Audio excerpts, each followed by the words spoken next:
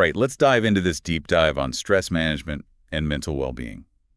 You guys requested this, and it looks like the Do You Know podcast has been your go-to lately, which is awesome. So we pulled some interesting stuff from those episodes. Yeah, it's pretty amazing how much science is backing up these simple things we can do to feel better. I mean, it really can make a difference for your mind and body. Totally. And the best part, it doesn't have to be complicated, even with our crazy busy lives. We're talking 5 strategies to tackle stress head-on. Get ready for some light bulb moments. Let's kick things off with something I'm pretty passionate about, moving your body. Okay, I gotta admit, I was like, exercise at first. But the podcast made me think about it differently. Like, different kinds of movement can actually help with different kinds of stress. Right. It's so much more than just hitting the gym. It's about how your body reacts to different things you do. Like they mentioned, HIIT workouts are great for when you're frustrated, like a way to let out all that anger. Yeah, totally.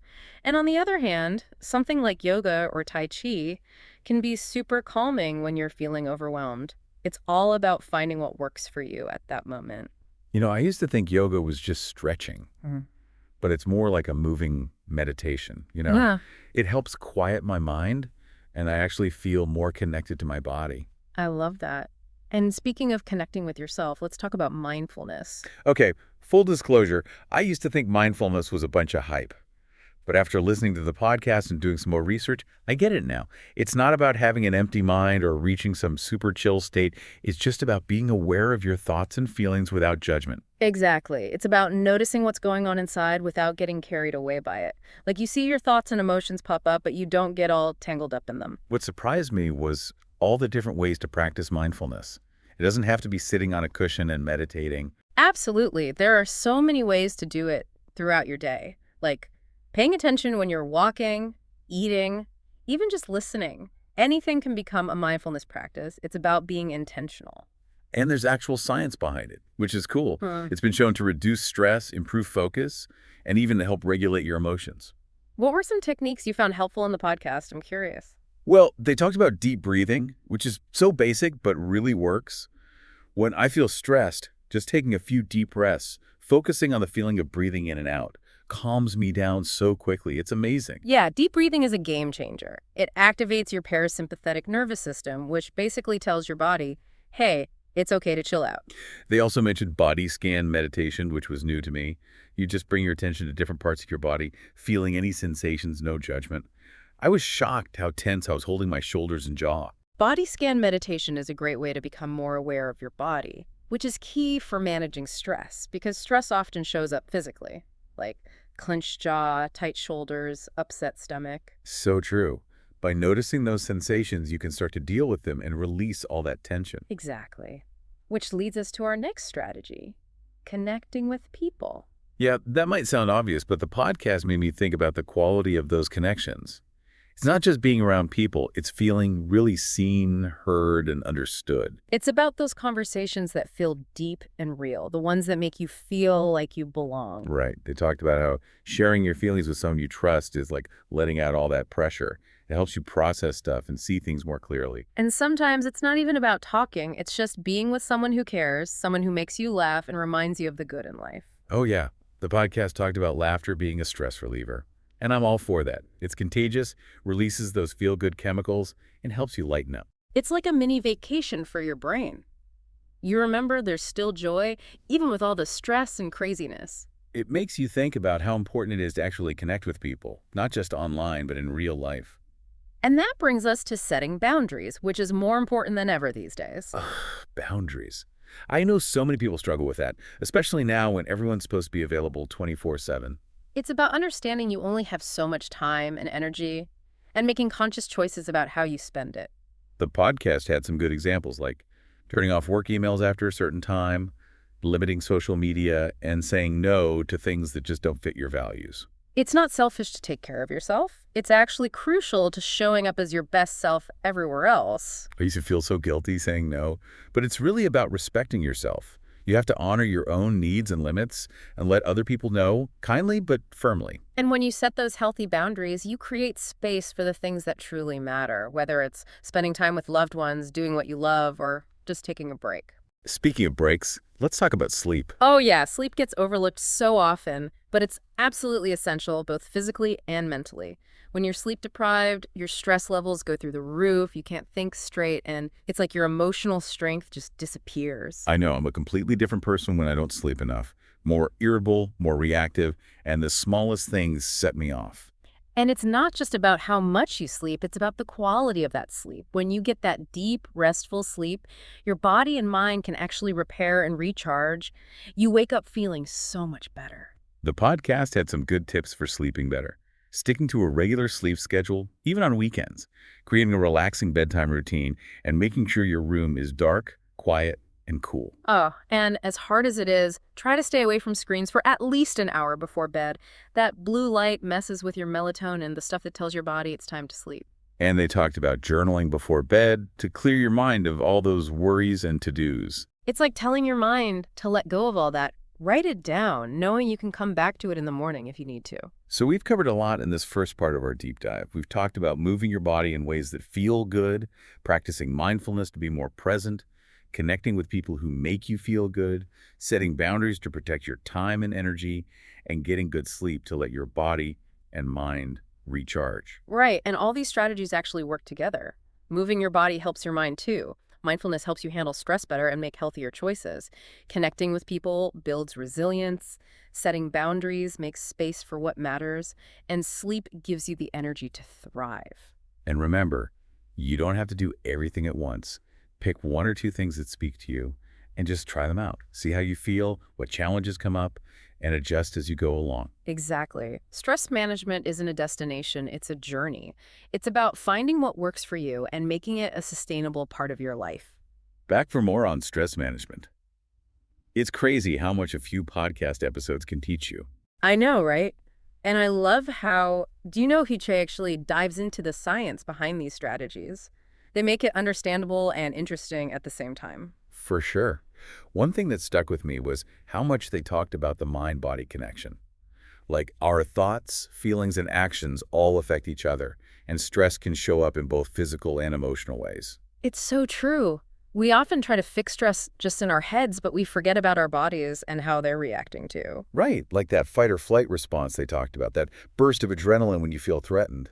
Yeah, which was super helpful for our ancestors when they were like running from wild animals, but not so much when we're stressed about work deadlines or stuck in traffic. Exactly. Our bodies haven't quite caught up with modern life, so we end up with all this nervous energy that has nowhere to go. And that's where movement comes in again. It's not just about being fit, it's about giving your body a way to release that stress. I love how they talked about finding movement that you actually enjoy, not just another thing you have to do. Totally. It could be dancing, hiking, swimming, playing with your kids, whatever makes you happy and helps you feel more connected to your body.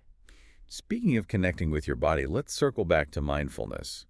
Because I'm realizing it's not just about meditation. It's about being more aware in every part of your life. Exactly. It's about enjoying your food, feeling your breath, noticing the sounds around you, anything that helps you be in the present moment. The podcast host talked about how mindfulness can help you figure out what triggers your stress, like certain situations or thoughts that send you spiraling. Yeah, and once you know what those triggers are, you can start to handle them better. Instead of reacting without thinking, you can take a breath, pause, and choose a more mindful response. They also talked about self-compassion, which I think is super important, especially when we're stressed. Oh, absolutely. We're often so hard on ourselves. We beat ourselves up for not being perfect, for feeling overwhelmed, for not being strong enough. But stress is a normal part of life, right? Everyone experiences it, and it's okay to not have all the answers. Self-compassion is about treating yourself with kindness, the same way you'd treat a friend. You acknowledge your struggles without judging yourself and realize you're doing the best you can. And when you're kinder to yourself, it's easier to actually use those stress management strategies. You're less likely to give up when things get tough, and you can approach things with curiosity and gentleness. So true.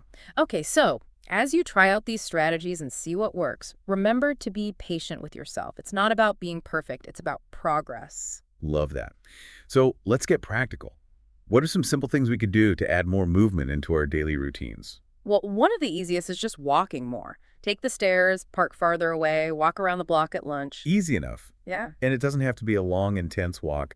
Even a few minutes makes a difference. You can also look for ways to sneak in exercise throughout the day. Stretching while you wait for your coffee, dancing while you get ready, playing with your kids or pets. I'm a big fan of dance breaks. When I'm stuck or overwhelmed, I just put on some music and move.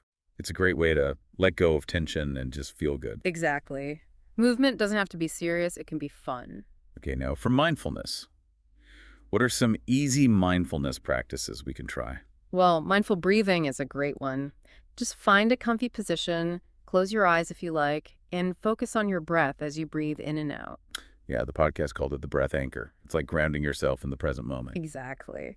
And if your mind wanders, which it will, just gently bring your attention back to your breath. Don't get frustrated. Another one they mentioned was body scan meditation, which we talked about earlier. A good way to tune into your body and notice if you're holding tension. Yeah, so you lie down or sit comfortably and bring your attention to your feet. Yeah. Notice how they feel, then slowly move your attention up your body, paying attention to each part. And if you feel any tension, try to relax those muscles by imagining warmth or softness. Mindful walking is another good one. Pay attention to each step, how your feet feel on the ground, the movement of your body, what you see and hear around you. I love that. Turning a normal activity into a mindfulness practice. And the more you practice, the more you'll start to be mindful in other parts of your life. You'll enjoy your meals more, listen to people better, and appreciate those little moments you might have missed before. Now let's talk about connection. How do we build those strong connections that help us feel good? Well, make time for the people who matter most. Schedule calls or video chats, plan things to do together, or just make an effort to connect with them in little ways throughout the day. The podcast talked about quality time, where you're really present with the people you care about, no distractions. Exactly. Put away your phones, turn off the TV, and really be there with each other. Listen to each other, share what's on your mind, and have fun together. And don't be afraid to ask for support when you need it. Whether it's a friend, family member, or a therapist, talking to someone can make a huge difference. For sure. Okay, now for boundaries. How can we set those healthy boundaries that protect our energy and time? This is a tough one. Mhm. But I think the key is to figure out what's non-negotiable for you, the things that are essential for your well-being. Yeah. And then let other people know about those boundaries clearly and confidently. It's okay to say no to things that don't align with your values or drain your energy. The podcast emphasized setting realistic expectations. You don't have to be perfect, and it's okay to ask for help. Exactly. And boundaries are always evolving. You might need to adjust them as your needs change or as you face new situations. Okay, last but not least, sleep. Any practical tips for getting better sleep? Well, one of the biggest things is having a consistent sleep schedule. Go to bed and wake up around the same time every day, even on weekends, to get your body into a rhythm. The podcast talked about creating a relaxing bedtime routine, like taking a bath, reading, or listening to calming music. And make sure your bedroom is set up for sleep. It should be dark, quiet, and cool. No TV or phones in bed. That blue light can keep you awake. They also suggested journaling before bed to get all those thoughts out of your head. Yeah, it can really help. And if you're still struggling, talk to your doctor. There might be something else going on that's affecting your sleep. So there you have it, a bunch of practical strategies and techniques for managing stress and feeling better mentally. And remember, it's not about doing everything perfectly. It's about finding what works for you, trying things out, and being kind to yourself along the way. All right, last part of our deep dive. And I got to say, this next concept is really interesting. It's kind of like a whole new way of thinking about stress. Oh, I'm intrigued. Tell me more. So we've been talking about all these ways to manage stress, right? Movement, mindfulness, connection, boundaries, sleep, all super important. Yeah. But what if we've been looking at stress the wrong way this whole time? Okay, now you got my attention. What do you mean? What if instead of seeing stress as like the enemy, we started thinking of it as something useful? What if we accepted that it's just part of life and it can even help us grow and become more resilient? That's a pretty different way of looking at things. But, there's actually a lot of research that backs that up. Positive psychology has really challenged the idea that stress is always bad. Exactly. They talk about how stress can actually be what pushes us to make positive changes. It can motivate us to do something, to get out of our comfort zone, and to learn new things. Yeah, like athletes, for example. They use stress to get better. They push their bodies to the limit to improve. Or entrepreneurs, they kind of thrive on the challenge of building a business. They see it as a chance to grow and be creative. Right. And even in everyday life, think about the stress of learning something new. It can be frustrating, but it's how we learn and get better at things. So it's not about avoiding stress completely, but learning how to handle it well. using that energy in a positive way. Yeah, it's like shifting from trying to avoid stress to mastering it. And that's where those strategies we talked about come in. They're not just about making stress go away, they're about building up our ability to deal with it, to become stronger when things get tough. Right. Movement, mindfulness, connection, boundaries, sleep. They all help us regulate our nervous systems, manage our emotions, and build that inner strength. So next time you're feeling stressed, try to look at it differently. Don't think of it as weakness or failure. Think of it as a chance to grow. I love that. Ask yourself, what can I learn from this? How can I use this to my advantage? What new skills can I build? And don't forget, you don't have to go through it alone. Talk to the people you trust, connect with others who get it, and be kind to yourself through it all. Because in the end, it's not about being perfect, it's about being there for yourself, even when things are hard. And that wraps up our deep dive into stress management and mental well-being. We hope you guys found this helpful and empowering. Stress is a part of life, but it doesn't have to run the show. By understanding how your mind and body react to it and using those strategies we talked about, you can build resilience and create a more balanced life that feels good. We encourage you to keep exploring these ideas, try different things, and find what works best for you. And as always, let us know what you think. Share your insights, your struggles, and your wins with us. We love hearing from you. Thanks for joining us on this journey. Take care.